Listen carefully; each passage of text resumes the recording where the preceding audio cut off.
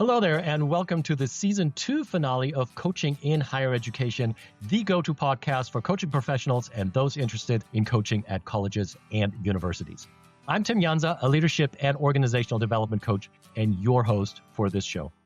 To close this season and to wrap up our mini-series of in-depth conversations with coaches and their clients, I couldn't think of a better guest than my own client, Dr. Alecia Naugle, who serves as chair of the Department of Veterinary Preventive Medicine at The Ohio State University, and with whom I had the tremendous pleasure of working last year. So welcome to the podcast, Alecia, and thank you for your willingness to make time, tell your story, and share your experience. Thanks so much, Tim. I'm really excited about this. So looking forward to recalling our great coaching experience together. And that it certainly was. I mean, to be honest, Alecia, our engagement, I think for the rest of my life will always have a very special place in my heart because you were just such an awesome client to work with. So to get started, would you mind telling our audience a little bit about what brought you to coaching in your current capacity and how our partnership started from your end and who played a part in making it happen and so forth? Yeah. So recently, I accepted a job as a department chair in the College of Veterinary Medicine at The Ohio State University. And I think one of the interesting things about my background is I had spent the last 20 plus years working for the US federal government. So I was outside of academia. And while I had a lot of leadership training, a lot of leadership experience, I was really new to the academic environment as a faculty and what that meant and what that looked like. During my leadership experience working for the federal government, I had benefited from working directly with executive coaches for years. And I really view coaching as a way to expand your leadership and to just continue to grow, especially when you reach a level that the classes, they're good, but you kind of have got that information already and you want to really work on application and how you can just excel as a leader. So I knew coming into this role that I would definitely need some help, probably more so on the transitioning from the federal government to academia, not necessarily the leadership skills or competencies themselves, right? It was really about that transition. So when I was working on negotiating my package to come in, my compensation package, one of the things that I was very clear about from the start was I wanted to make sure that I could work with a coach who had both leadership experience in coaching leaders as well as had a higher ed background, because that was the area that I really needed to figure out, to piece together. So the dean in our college is very supportive of all of his faculty. And he also commented that he had really benefited from coaching at other points in his career. And one of the first things he did was set me up with the unit in our human resources organization here at Ohio State that provides coaching to leaders throughout the university. And as it is in a large organization, we had a contract with different organizations, and I was able to work with my point of contact there to kind of narrow it down. And then Tim, you and I found each other through serendipity, and that was really how it all started. Yeah, thank you for providing a little bit of a background. There's so many things I wanted to hit on, but just for full disclosure, so our coaching relationship actually also came from a contract that an organization where I'm a lead coach had with OSU. So that's how this whole thing came about. And then when you and I talked, with me actually in the capacity of a lead coach, we just started talking and you told me your background and my eyebrows just came up. It's like, well, there was a little angel, a little devil on my shoulder, because on one hand, Right. the little angel said, well, you're the lead coach. You really need to find coaches and make this available to some people on the bench. On the other hand, my background and your needs, I think they fit so perfectly Right. that I ended up being your coach. So I felt a little guilty about it. But then again, you were such a dream client because you already knew about coaching. You appreciated coaching as a developmental opportunity and not so much as an intervention mechanism as many people see it. You had a super supportive dean who Yes, was also absolutely. fantastic to work with.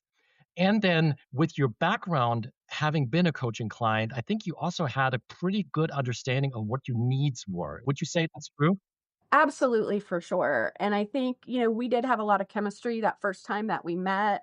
Probably later in this conversation, we'll get into maybe why we had some of that chemistry. I don't know. We're very similar, I think, in a lot of our preferences and attributes. And I could just tell immediately that we would be a really good coachee pair. And, I kind of came into that conversation knowing the couple of areas that I had already within like the first couple months had found like to be an obstacle. And I knew that those were going to be recurring situations that I really needed to come up with good strategies to overcome. Would you mind sharing a little bit about what some of those obstacles, what some of those challenges were that you had identified? So there were a couple. In my role in the federal government, when I left, I was in the senior executive service. So I was one of the top leaders in our organization. And I was really used to a hierarchical structure. And that doesn't mean that I wasn't a collaborative leader. That doesn't mean that I didn't try to get input from my staff. But I also really clearly knew where the buck stopped, and I knew what my decision-making authority was. So then when I came into academia, suddenly it's this very flat structure where faculty has a really historic and developed role in the governance of the university. In the government, we were very much an action-oriented group that I was in, and our focus was on doing the things, right? We were very operational. Our focus was on doing the things and getting the things done. And very quickly, I bumped up against not only the role of faculty in the university governance, but I also bumped up against the idea of being the think tank, and we're the ones that come up with the really great, innovative ideas. But that doesn't happen on anybody's schedule, right? That kind of happens when it happens. And sometimes my ideas will yield something. Sometimes it's really just the act of exploring that idea and talking with others. So I was quickly really frustrated that some of the things that I was either tasked to do or wanted to do coming into the department, I wasn't able to get folks mobilized as quickly to act on those as I was used to. So that was one piece. I think another piece was, again, around the decision making. Previously, I exactly knew when I needed to make the decision and when I needed to elevate it. I knew what was in my sphere of decision making, what was in my sphere of influence, and what was outside of it. And when I came into this role, it was suddenly really ambiguous and it just wasn't clear. And I think faculty assumed that I had a lot of decision making authority, that it wasn't clear to me that I had it. And in reality, I don't think I did have it. And then the final piece, which I still struggle with a lot, is because, after I finished my PhD, I'd gone out and started working for the government. The types of experiences that I had technically were very different than what the faculty here had had. For instance, instead of writing a peer review paper as a faculty would, my products and my deliverables were things like regulations, which don't have an author associated with them, or they were white papers, or they were reorganization of a unit. They use the technical information, but they use it in a really different way. And I think the faculty here had a really hard time figuring out how to consider my technical and scientific expertise in terms that they understood. And so one of the things that you and I worked on a lot, Tim, was this idea of developing my faculty identity. Like, who am I as a faculty member, as a scientist? Because everybody knew the leadership part and what I could bring on the leadership side. Not everybody was able to make those connections with what I could bring technically. So those were really it. It was developing that faculty identity. It was figuring out how to make decisions when I had decision-making authority, when I didn't, in this really like ambiguous, flat, weird structure. And then the last piece was figuring out how I could mobilize my faculty and hit the right balance between engaging them, having discussions, they're feeling heard, versus actually moving things ahead in a productive way. I came to you with those areas that I was struggling with, and we were able to really quickly come up with a coaching plan that would allow us to focus on those areas. Please pardon the interruption. This is your friendly reminder that if you're enjoying today's episode, to please click like and to subscribe to the podcast. Your support is really important to us. Also, please check out the companion website, higheredcoaching.us or leadershipimagined.com/podcast. And now back to the episode. When you mentioned the flat hierarchy, I had to smile a little bit inside because higher ed is so weird in that respect, right? When you're a faculty leader, like a chair, the hierarchy looks on the org chart pretty flat, but it's not in reality. I mean, you have all these different camps and silos, whether you have clinical faculty, you have research faculty, you have tenured versus non-tenured.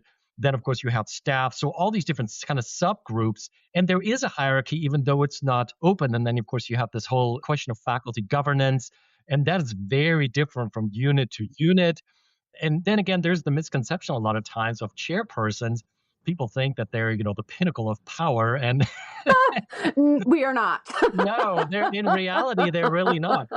So, Alecia, you mentioned briefly the chemistry between us. And I mean, I think anybody listening to this probably will have picked up on that we actually got pretty close, which I think is always a wonderful side effect. So when you said, we had a lot in common, what were you referring to there?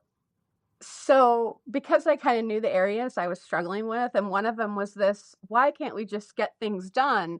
I was lamenting to Tim about that, and he was like, oh, I agree. And so I think really quickly we identified that we had very similar disc types. And then as we started talking about, our life experiences and things we had done, we realized that some of the things that are really energizing for us are the same, right? We like to do the same kind of things. We were just talking about planning a trip, and we were both like, yes, we love that. We love being able to dig into the details, and it's all in our control and we can just get it done.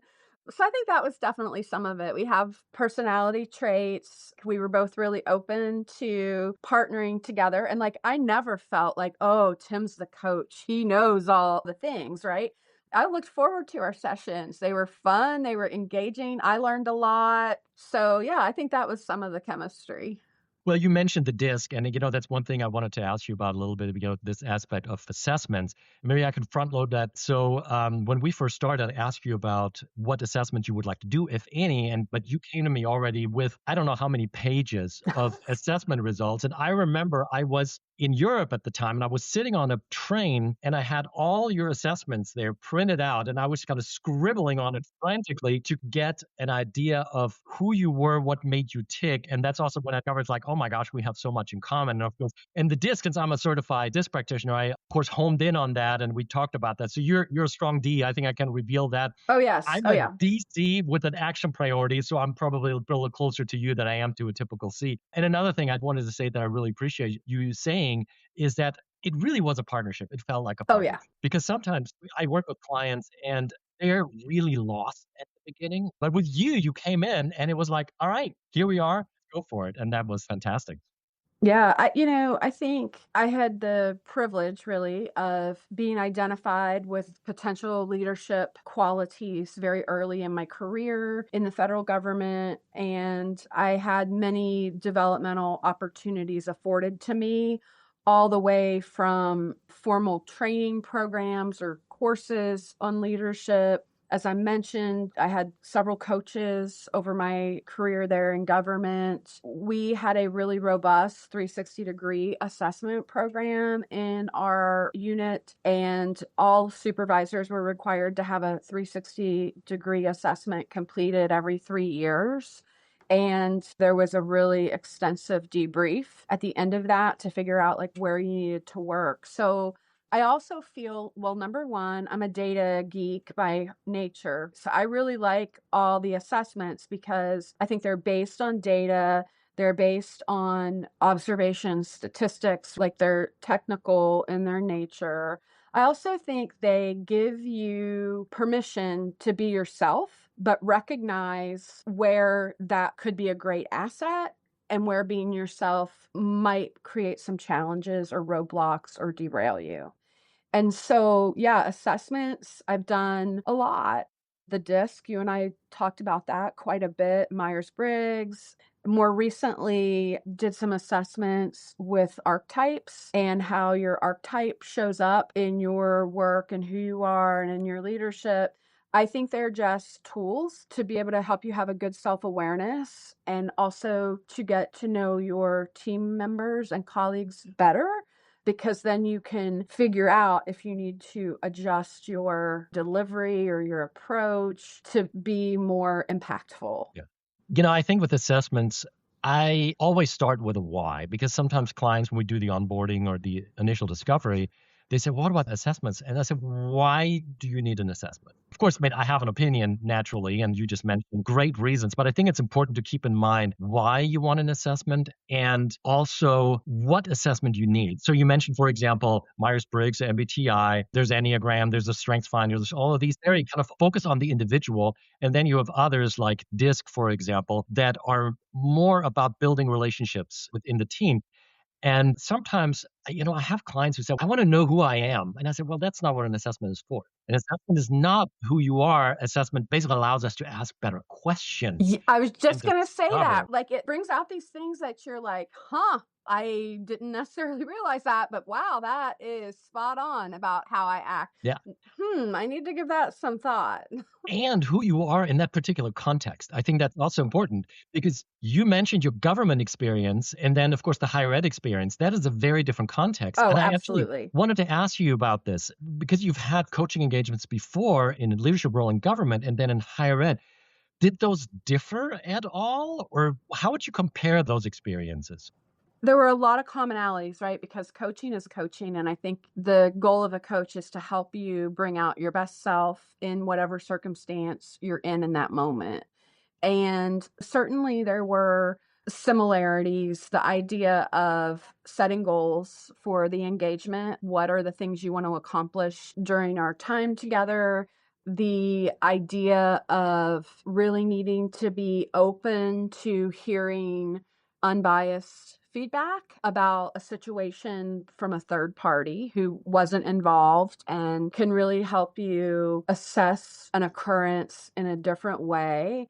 I think one thing that was different for us, though, Tim, was we really did focus on the learning for me coming into the higher ed organization, right? I think you and I probably spent more time on the actual, well, this is how higher ed works. I've seen it work this way. I've seen it work that way.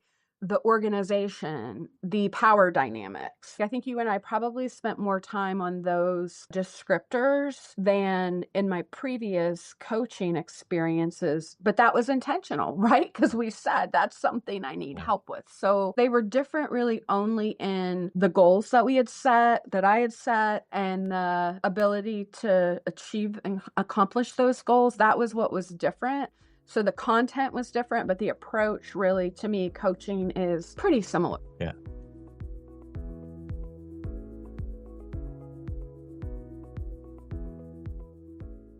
I wanted to get back a little bit to the beginning because there was a sponsor relationship involved in this one, right? And sometimes that changes the dynamics. In your case, your sponsor was your dean.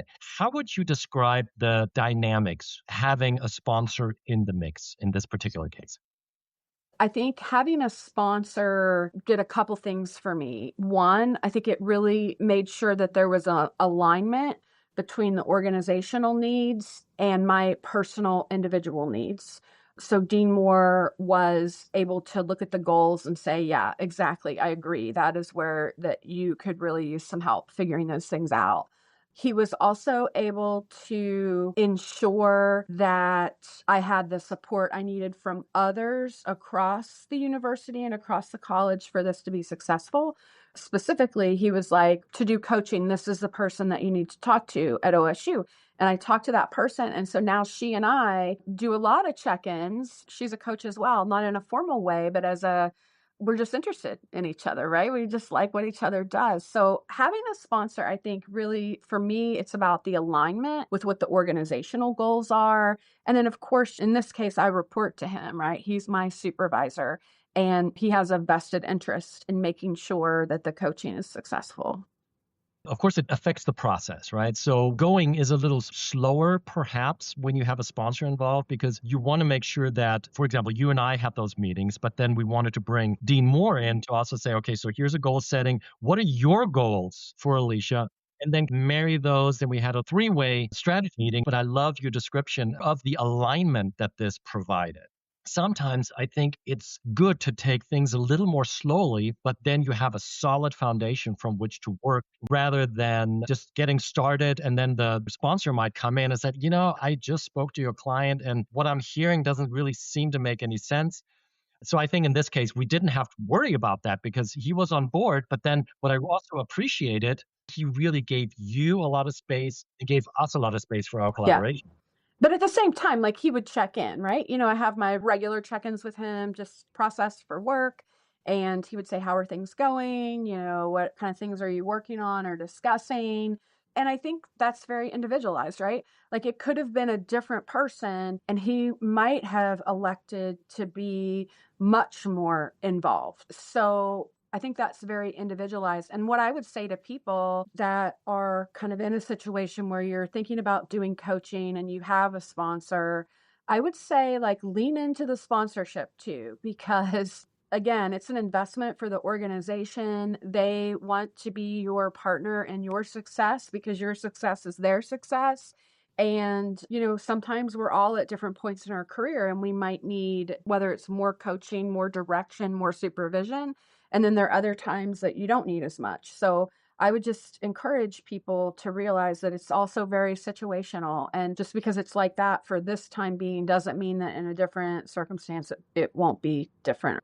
There's one thing I wanted to mention also for those coaches listening to this. Be careful as a coach to make sure that you maintain confidentiality, right? Because your client is your client, your sponsor isn't your client. So, of course, your client can share whatever they want with the sponsor. That's completely up to them. But when the sponsor comes, in case they come in and ask questions, you have to be very careful. Alecia, you and I didn't have this issue. No, not at all. Mm-mm. But I think in general, so when you're a sponsor, there is a third party in there, but your client, of course, is your primary focus. Yeah.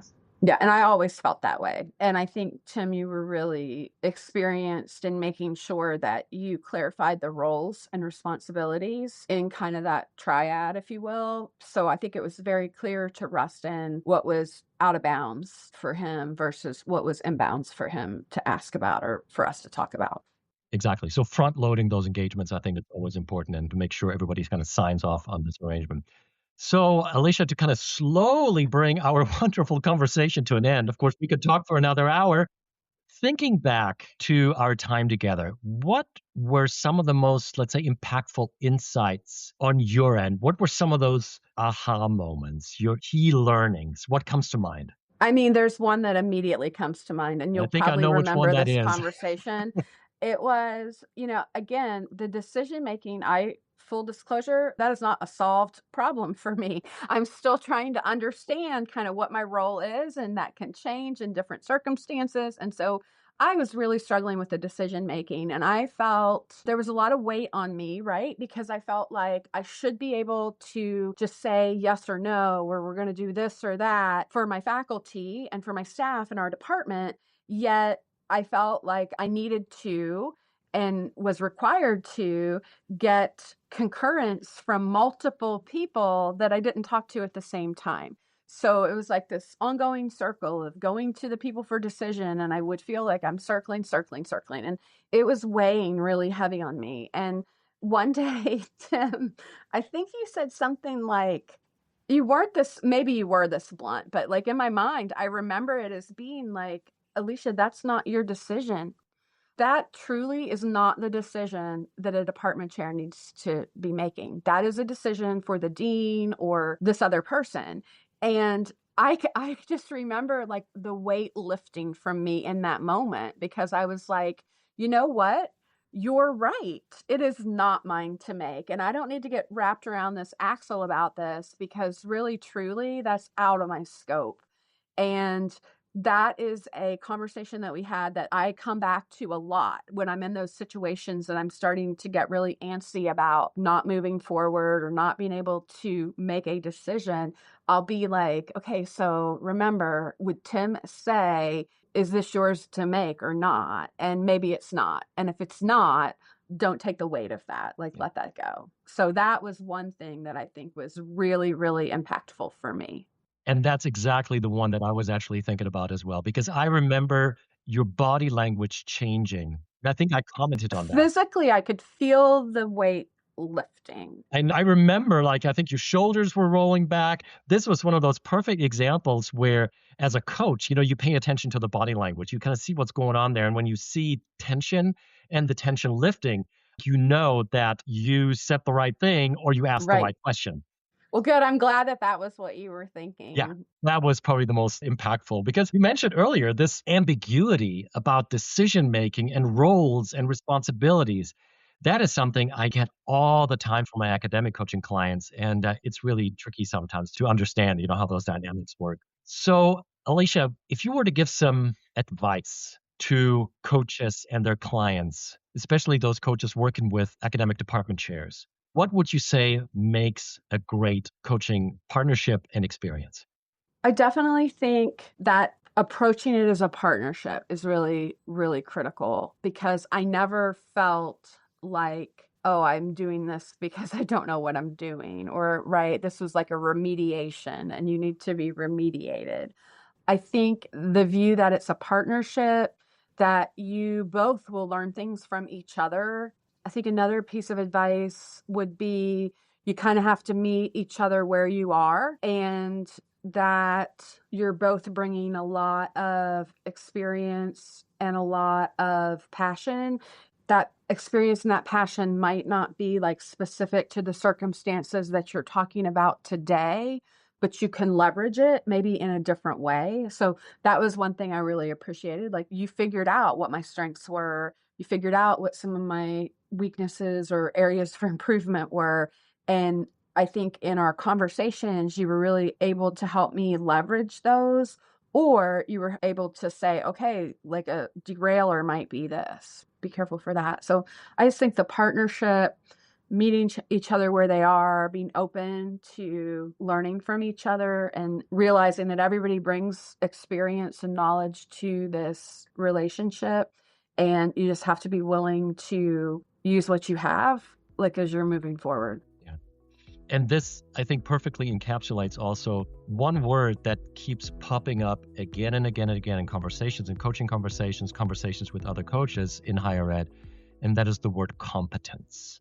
I think for a coach to acknowledge your client's competence and reassuring the competence. Coming back to DISC, for example, Ds, or anybody with a D-style component, one of our greatest fears is feeling not competent in what we're doing, and especially those who come from the faculty. I mean, it wasn't in your case, but those who come from the faculty, you may not really have much of a leadership training, and all of a sudden they feel on really shaky ground because, yes, they're subject matter experts and they know who they are as a faculty member, as a researcher, but now they have to lead people. And so still, drawing on the competence, reaffirming the competence.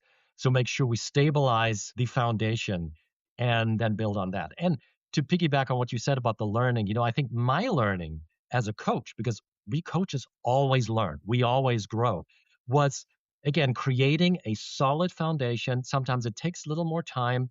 Front load, make sure that roles and responsibilities are clarified for everybody involved, in this case, involving a sponsor, so that you don't have to worry about clarifying these things in retrospect. You can really home in on those goals, but still remain flexible.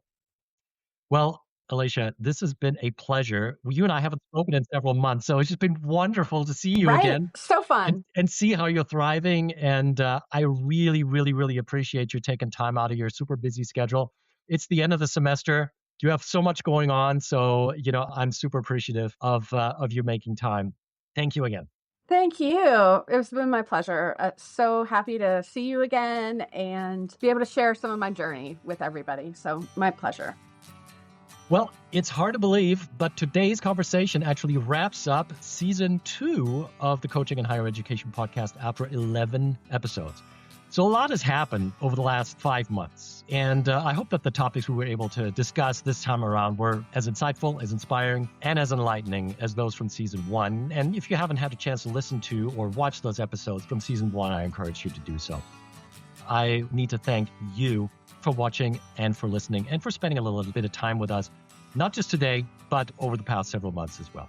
As always, if you're interested in more information on this episode, on our other guests, other conversations, and other topics, please visit the companion site, which is higheredcoaching.us or leadershipimagined.com/podcast.